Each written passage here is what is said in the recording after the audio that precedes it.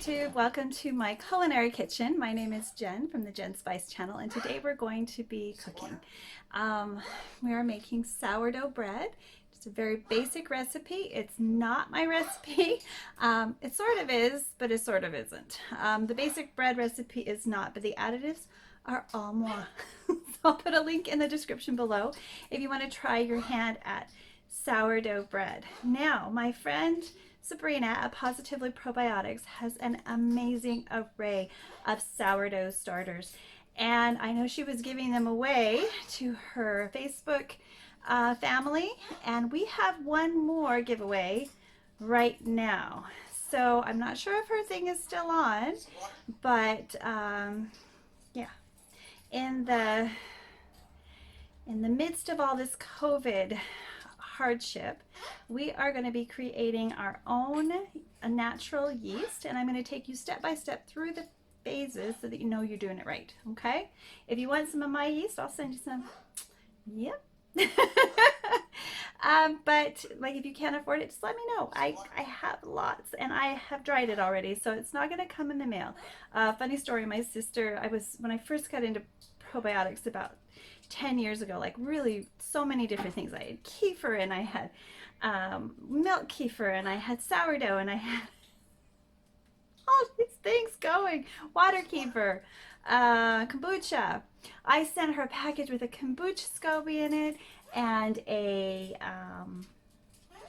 some sourdough starter, and I put them in a box, and I mailed it to her, and called her to find out if it arrived on time. And my brother-in-law answered the phone, and he said, "Why are you sending us a package of vomit in the mail?" And I guess it had broken open. So if you're going to be sharing these kind of things, make sure you dry them first, make sure you prepare them, and don't do what I did. And I think I totally scared her off of probiotics for good. I am so sorry, Missy. So yeah, we are going to be making a sourdough bread today. So this is going to be yummy, and it's going to be easier to digest than some of the other breads, because it takes so long for the gluten to develop. And because the proofing is so long, there's 2 proofing times. There'll be one tonight and one tomorrow morning, and then I'll wait half the day, and then I'll finally bake my bread. So it takes at least 24 hours if you have your starter and it's ready to go. So I'm going to bring you down to my stove here and show you how you can tell if your starter is ready. All right, so here I have some water, and here I have my starter. Okay. Now, I've been working on this for a couple of days because I let it go in the fridge. So if your starter floats, do you see how it's floating? Do you see it floating? It's ready to go. If it sinks to the bottom, then you need to wait. All right, so let's get making some sourdough bread. Now, I've got to apologize because Bella is going to probably talk through the entire thing. And if you like African Greys and Amazons, that's who you hear. Okay, so it's best to measure your ingredients with your scale. So if you have a scale for making your soap, you can just put it in a bag if you're worried about cross-contamination and use it. This, however, is not one that I use for soap making any longer. So we're going to measure out 150 grams of bubbly active starter. I'm using the chef's terminology, so I've got it right in front of me. All right, so we are on ounces, so we want to be on grams. So 150 grams or 3.5 ounces.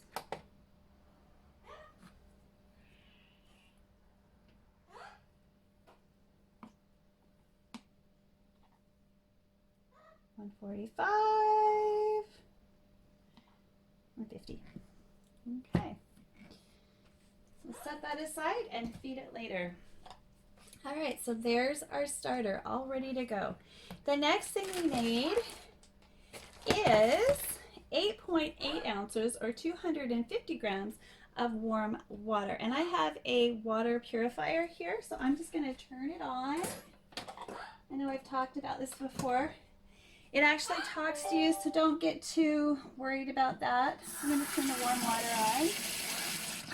Alkaline water level 2. Filtered water. Okay, so we've got some purified water, and we're just going to wait for it to get warm.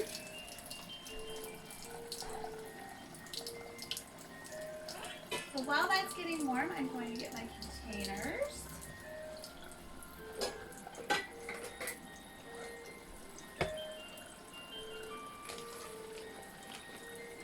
Let's get you right down here so you can see this a little better. Filtered water. All right. See how warm we are, just right.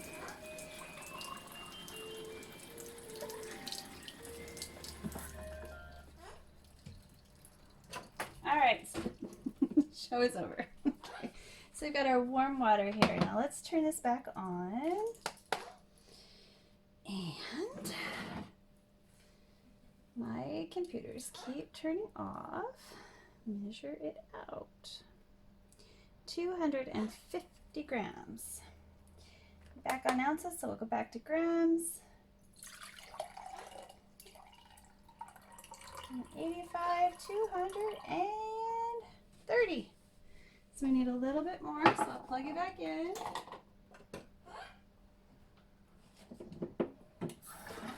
Alkaline water level 2. Filtered water.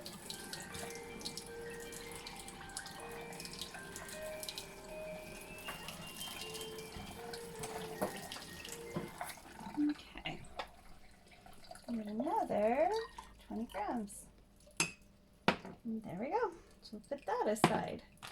Next, we need 25 grams of olive oil. Let's measure that out. That's not going to be very much. Let's zero that.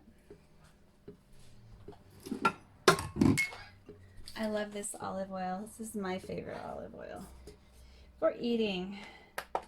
I like it so much, I'll probably make some Castile soap with it. So we're going for 25 grams.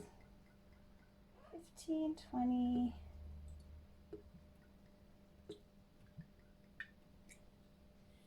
30. I don't think it really matters.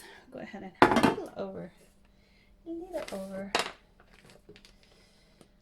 All right, our next ingredient is 10 grams of sea salt. Now I'm going to use my Italian sea salt that I've added.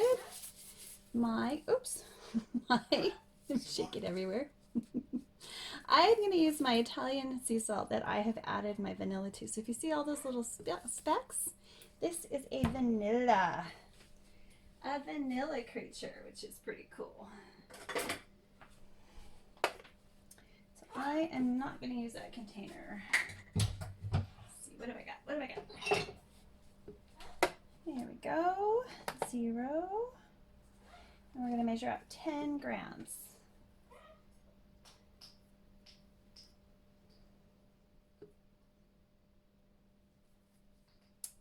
Alrighty. Which is probably like less than a teaspoon. Okay, this isn't working. So 0.35 ounces. It's just not measuring. 0. Those smaller ones are hard on this big old scale. We have 5, 10, right there. No less than 10. 5, 10, 15, 10. All right. Next, we're going to need fine ground cornmeal for dusting, but we won't need that until tomorrow. You also need a proper baking vessel, and this is my bread baking vessel. It's a stoneware, and that's what I will put it in tomorrow morning when I'm going through my last thing. This is what I will put it in while I'm raising it. This is what I will bake it in. So I want this lovely design, and hopefully I'm going to do it right. You put flour on here and put it in there after the second proofing. Now we're just going to do this first bit in the KitchenAid. So I'm just going to bring this over. Oh, I am a mad baker as well as a mad soaper. All right, so we're going to whisk. I'm going to just use a whisk. The starter.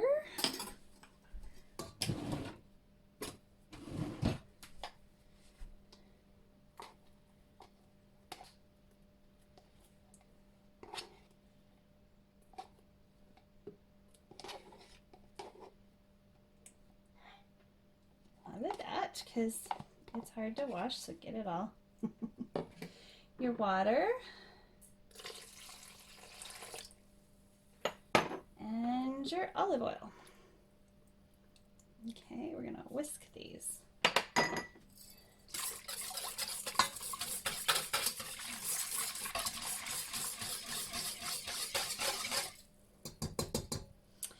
And then we're gonna add our flour. Now the flour is 500 grams.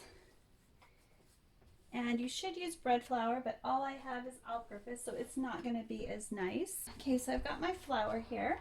I measure out the flour. And I'm going to use this container to measure my flour because I have to flour it anyway. I'm just going to switch spots here. Get rid of a few things. So we want 500 grams.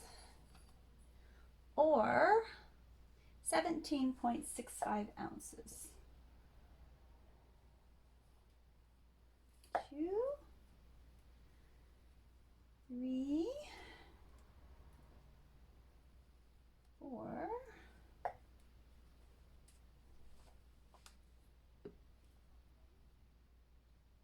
495,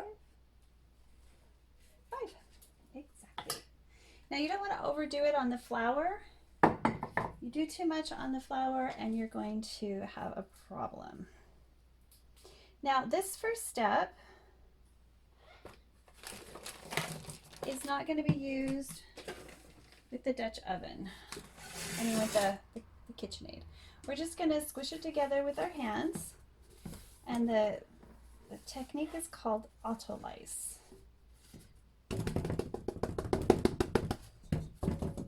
Okay, so that's ready for tomorrow. So I'm just going to mix this up with my hands.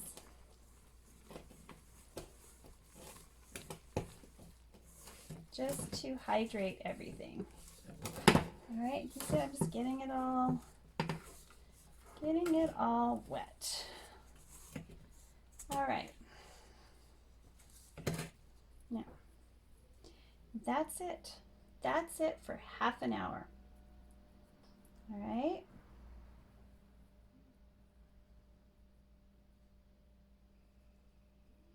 Now I am going to take my spatula and get everything off the edges because waste not, want not, right? Make sure that, yes, we have it all.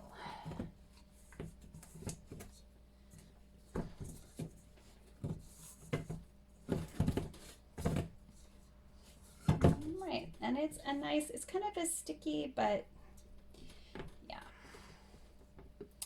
All right, so there we go. I'm gonna go ahead and do that one more time. Get it off my fingers, put it back in the bowl. Because guys, this does not taste good when it's like this. And get that stuff off the bottom too. All right. Now I'm going to take this clean cloth and I'm going to get it wet.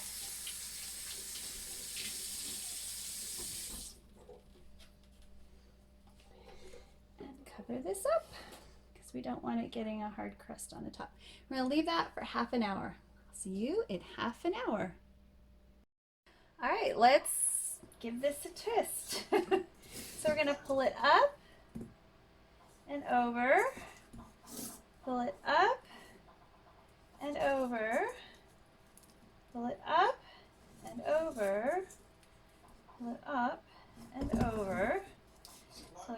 all the way around this. I'm going to do this one more time in about an hour. And again, I'm going to fold it, fold it, fold it, fold it, fold it, fold it. Now I'm going to cover it with saran wrap and leave it for 12 hours. All right, let's finish this up. It's been overnight. It's actually noon already. And I finished it late last night. So we've got our dough, and I'm just going to turn it out onto the floured surface.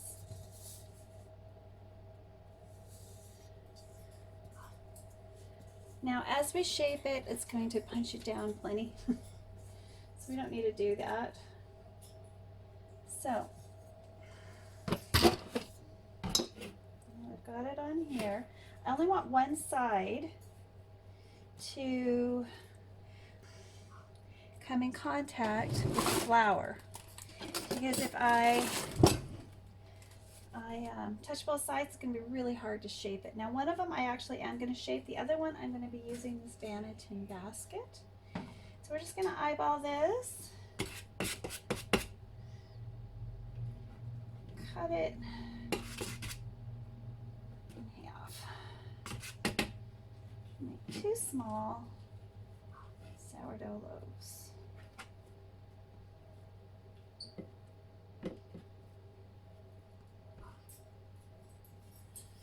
All right, so this first one's going to be easy. I'm just going to fold it, fold it, fold it, fold it, fold it, fold it, fold it, fold it, fold it, fold it, fold it, like this. Shape it, set it over here. Now this one I need to dust it with rice flour, and all I've got is glutinous rice flour, so we're going to give that a shot, see if it works. Now I did spray my Banneton basket with a little bit of coconut oil. So we're just gonna all around the basket.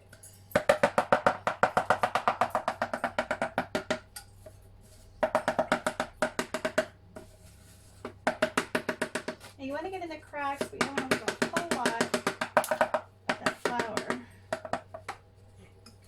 Help it. I am going to knock this onto this tray. There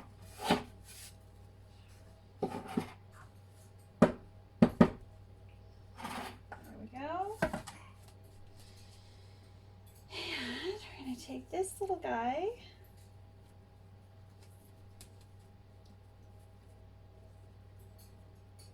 it.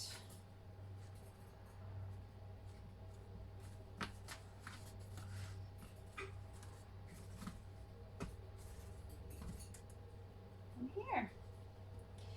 Now this, if you put it in here to make it raise, it's just going to, it's going to have this texture. You're going to end up picking up this pattern.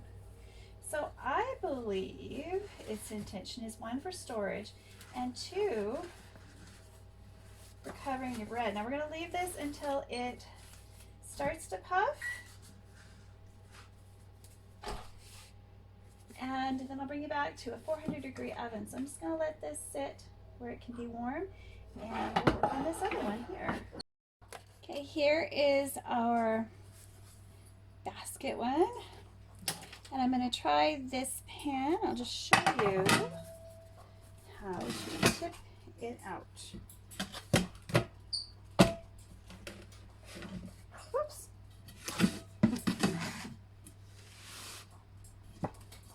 And there we go. Now we're going to bake this at 400 degrees, and I'll bring you back, see how it looks. All right, so I don't really like a really crusty one, so whenever I am doing bread, while it's still warm, I brush it with some oil. Now I'm using butter here, And that's going all over this loaf. That's going to trap some of the moisture into my bread and make a softer crust. So there we go. All right. See you next time. If you enjoyed this, please click like and subscribe and come on back to my soapy kitchen. I'll cut into it next, okay? Okay, so you've got a round loaf, and some people slice it like this, but I've been told to slice it an angle. So we're going to slice it like this.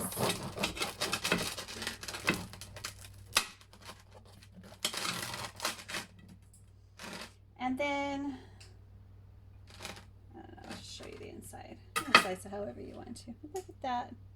Homemade sourdough bread. Soft and springy. A nice crunchy outer. There we go. Let's taste it. Oh my. Oh, it's so good. You want to wait about an hour before cutting into sourdough because it can be mushy in the middle. It's kind of like sealing in a steak. Sourdough needs to be sealed in. If you enjoyed this, please click like and subscribe.